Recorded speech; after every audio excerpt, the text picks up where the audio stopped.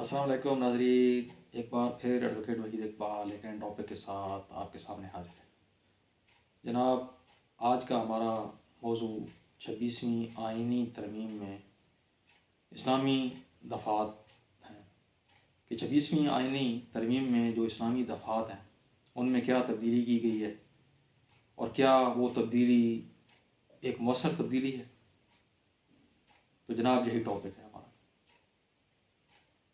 आईन पाकिस्तान की तमहीद या जिसे ऑब्जेक्टिव रेजोल्यूशन कहा जाता है या प्रियम्बल कहा जाता है, जो कि बिल्कुल आईन पाकिस्तान के शुरू में ही है, जहाँ से आईन पाकिस्तान का आगाज़ होता है, उसमें बड़ा वाज़ेह तौर पर कहा गया है कि अल्लाह ताला जो है वो पूरी कायनात का बिला शक्कत गैर हाकिम और मालिक हैं, और पाकिस्तान के जो आवाम हैं वो जो इख्तियार और इक़्तिदार इस्तेमाल करेंगे वो अल्लाह ताला की मुकर्रर करदा हदूद के अंदर ही इस्तेमाल करेंगे। गोया अल्लाह ताला और उसके रसूलुल्लाह सल्लल्लाहु अलैहि वसल्लम ने जो अहकामात या तालीमात दी हैं उससे इख्तलाफ करते हुए या उसके मुखालिफ पाकिस्तान के अवाम या पाकिस्तान के अवाम के मुंतखब करदा नुमाइंदे जो हैं वो इन हदूद से बाहर जाकर कभी भी अपने इक़्तिदार या इख्तियार को इस्तेमाल नहीं करेंगे। इसके बाद फिर आइन का आर्टिकल 38 एक और चीज़ की गारंटी देता है कि आम आदमी का जो मेयार ज़िंदगी है उसको बुलंद किया जाएगा, और उसको बुलंद करके दौलत वसाइल पैदावार और तकसीम में दौलत को चंद अशखास के हाथों में इस तरह जमा होने से रोका जाएगा जिससे मफाद आमा को नुकसान पहुँचे।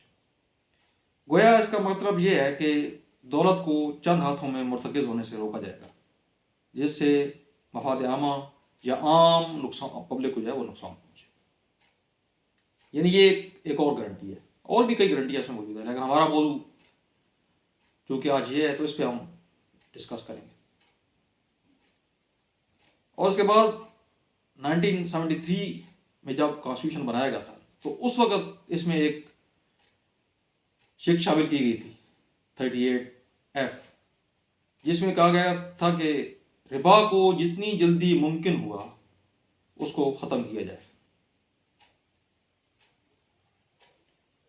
तो नाजरीन, अब आप देख रहे हैं कि पाकिस्तान 1947 में वजूद है, 1973 में ये कॉन्स्टिट्यूशन बनाया गया और आज 2024 में हम खड़े हैं। तो 2024 में एक बार फिर इस आर्टिकल 38 में तरमीम हो रही है कि रिबा को मुकम्मल तौर पर 1 जनवरी 2028 तक जो है वो मुकम्मल तौर पे जो है वो कम्प्लीटली ख़त्म कर दिया जाए।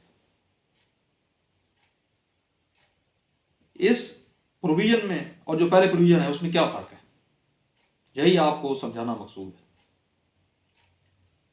पहली बात तो ये ज़हन में रखें कि ये जो प्रोविज़न है आर्टिकल 38 जिसमें अमेंडमेंट की गई है, ये आइन के जो दूसरा बाब है, चैप्टर 2 जिसे कहते हैं, जिसे प्रिंसिपल ऑफ पॉलिसी का नाम दिया गया, उसका हिस्सा है। और इस चैप्टर की एक बड़ी ख़ास और अहम बात यह है कि इस चैप्टर में जो भी गारंटीज दी गई हैं या जो भी हकूक़ दिए गए हैं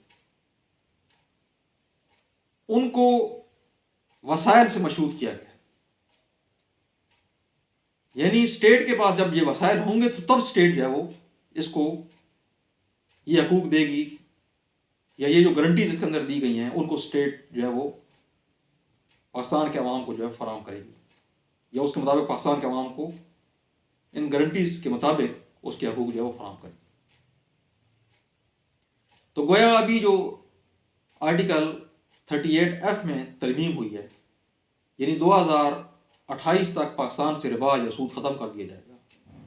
तो इसका मतलब ये हुआ कि 2028 में भी अगर सरकार के पास सरकार अगर ये समझती है कि हमारे पास वसाइल नहीं है, और ये फैसला किसने करना है, ये भी सरकार नहीं करना है, मज़े की बात ये सरकार ही फैसला करेगी कि हमारे पास वसाइल हैं या नहीं। अगर सरकार ये समझती है कि हमारे पास वसाइल नहीं है 2028 में, तो फिर भी ये सूद ख़त्म होने का पाकिस्तान में इम्कान नहीं है, और ना ही उसको कॉन्स्टिट्यूशन में कोई अमेंडमेंट करने की उस वक्त 2028 में ज़रूरत पड़े। गोया ये ठीक है, तरमीम की गई है, हम इसको ये तो नहीं कहते कि उसका कुछ ख़ास फ़ायदा नहीं होगा, लेकिन बज़ाहिर यही लग रहा है कि ये इस तरमीम का कोई ख़ास फ़ायदा नहीं होगा। अभी इस वक्त जब ये तरमीम की जा रही थी तो एक इस्लामी सियासी जमात JUI इसमें जो है गवर्नमेंट से नेगोशिएशन कर रही थी। अगर मौलाना फजल रहमान इसमें चाहते तो ये कर सकते थे कि ये जो इसमें प्रोविज़न में अमेंडमेंट की गई है कि रिबा को 2028 से 1 जनवरी 2028 से कबल ख़त्म किया जाएगा मुकम्मल तौर पर, तो इस प्रोविज़न को चैप्टर 2 के अलावा किसी और चैप्टर के अंदर भी जो है लिखवा सकते थे, क्योंकि उस वक्त गवर्नमेंट बड़ी मुश्किल में थी। लेकिन शायद उन्होंने इस चीज़ को तरजीह नहीं दी, और शायद बिहाइंड द सीन शायद कुछ और मामला होते हैं जो आम पब्लिक के सामने नहीं होते, क्योंकि हाथी के दांत दिखाने का और होते हैं और खाने के और होते हैं। अब इसमें अमेंडमेंट भी हो गई है, मौलाना फजल रहमान साहब की वाह हो गई है, गवर्नमेंट का भी बड़ी तारीफ हो गई है, मौलाना तकी उस्मानी साहब ने भी बड़ी तारीफ कर दी है कि जनाब बस सूद अब ख़त्म होता जा रहा है। हालांकि वो खुद फेडरल शरीयत कोर्ट के और सुप्रीम कोर्ट के जज भी रहे हैं, उन्हें खुद भी अंदाज़ा है इस चीज़ का कि आर्टिकल चैप्टर 2 में तो ऑलरेडी पहले भी ये प्रोविज़न मौजूद थी कि सूद को जितना जल्दी हुआ मुमकिन हुआ ख़त्म कर दिया जाएगा। तो अब उसी ही में अमेंडमेंट कर दी गई है कि 1 जनवरी 2028 से पहले पहले सूद को मुकम्मल तौर पर ख़त्म कर दिया जाएगा। और साथ ये भी सब लोगों को इल्म है कि चैप्टर 2 के अंदर जितनी भी हकूक़ दिए गए हैं वो हकूक़ वसाइल के साथ मशहूद है, और इन वसाइल का फैसला भी सरकार ने करना है, गवर्नमेंट ने करना है कि क्या हमारे पास वो इस वक्त वसाइल मौजूद हैं या नहीं। 2028 में सरकार कह दे कि भाई हमारे पास वसाइल नहीं है इस वक्त, अभी हम रिबा को मुकम्मल तौर पर ख़त्म नहीं कर सकते, तो उस वक्त क्या किया जा सकता है। 26वीं आईनी तरमीम में एक और आर्टिकल जो 203D है, उसका सब आर्टिकल 2, उसमें भी जो है वो तरमीम तजवीज़ की गई है। ये बुनियादी तौर पर तरमीम फेडरल शरीयत कोर्ट से मुतल्लिक है। इससे पहले ये होता था कि फेडरल शरीयत कोर्ट जब कोई फैसला देती थी तो वो फैसला उस वक्त तक मुअस्सर नहीं हो सकता था जब तक जो लिमिटेशन पीरियड है अपील का वो ख़त्म ना हो जाता, या इसी दौरान अगर अपील सुप्रीम कोर्ट में फाइल हो जाती तो उसका फैसला जो था वो गैर मौसर तस्वुर किया जाता। यानी अगर किसी भी कानून को गैर इस्लामी करार देती तो अगर उसके ख़िलाफ़ सुप्रीम कोर्ट में अपील हो जाती, या अभी अगर लिमिटेशन पीरियड होता तो उस दौरान उसका फैसला जो है वो नाफिज नहीं हो सकता। तो अमूमन हर फैसले के ख़िलाफ़ जो है सुप्रीम कोर्ट में अपील हो जाती, तो जो ही अपील होती थी उसी वक्त वो फैसला ये समझ जाता था कि अब ये फैसला सस्पेंड हो गया।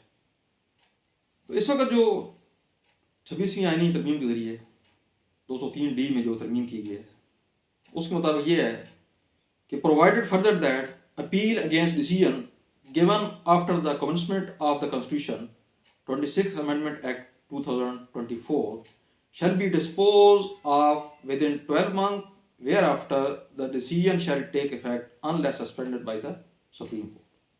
यानी एक तो जो अपील है उसको 12 महीनों के अंदर डिस्पोज ऑफ किया जाएगा, और दूसरा ये कहा गया है कि अपील को जब तक सुप्रीम कोर्ट का बेंच जो शरीयत अपना बेंच है वो सस्पेंड नहीं करेगा उस वक्त तक उस अपील का फैसला जो है वो सस्पेंड तस्वुर नहीं होगा। यानी उस वक्त तक फैसला जो है वो इस तरह समझा जाएगा जैसे ये फैसला नाफिज हो चुका।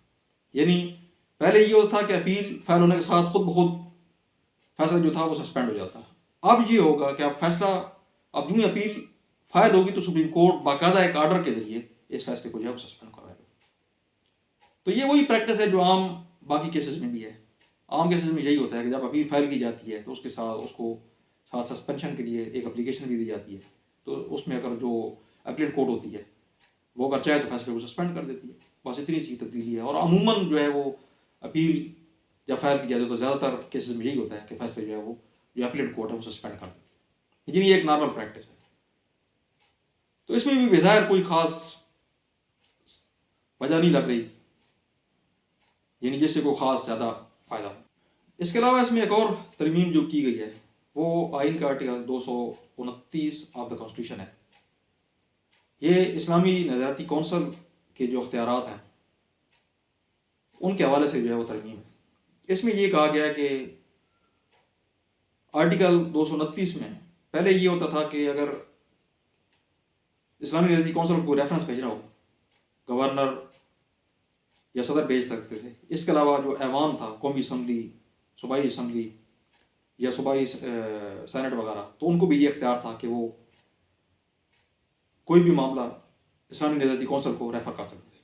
तो उसके लिए ये ज़रूरी था कि कम अज़ कम जो टोटल उनकी मेंबरशिप है उसका 2/5 जो है वो उस रेजोल्यूशन पे साइन करते, तो फिर उस रेफरेंस को जो है वो भेजा जाता था इस्लामी नज़रियाती कौंसल। लेकिन अब उस तादाद को जो है वो 2/5 के बजाय 1/4 कर दिया गया। बस यही फ़र्क पड़ा है। एक और जो तरमीम की गई है आर्टिकल 230 ऑफ द कॉन्स्टिट्यूशन, ये भी इस्लामी नज़रियाती कौंसल के हवाले से है, उसकी सिफारिशात के हवाले से। इसमें एक और क्लास जो है वो ऐड किया गया। उसमें ये कहा गया कि provided that the final report in any case shall be considered within 12 month after it has been laid. यानी जब इस्लामी नज़रियाती कौंसल फाइनल रिपोर्ट भेज देगी अपनी सिफारिशात की, तो पार्लियामेंट को अब ये पाबंद किया गया है कि वो 12 मंथ के अंदर यानी 12 महीनों के अंदर अंदर इसको जो है वो कंसीडर करे, यानी इसको कंसीडर करना ज़रूरी होगा 12 महीनों के अंदर। ये 3 इम्पोर्टेंट प्रोविज़न थी या आर्टिकल थे जो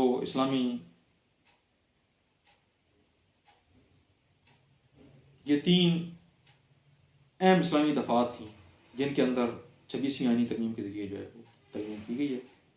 उम्मीद है नाज़रीन आपको ये वीडियो पसंद आई हो। अगर आपको वीडियो पसंद आई है तो इसको लाइक करें, शेयर करें, और अगर आपने मेरा चैनल अभी तक सब्सक्राइब नहीं किया तो सब्सक्राइब करें। अल्लाह हाफ़िज़।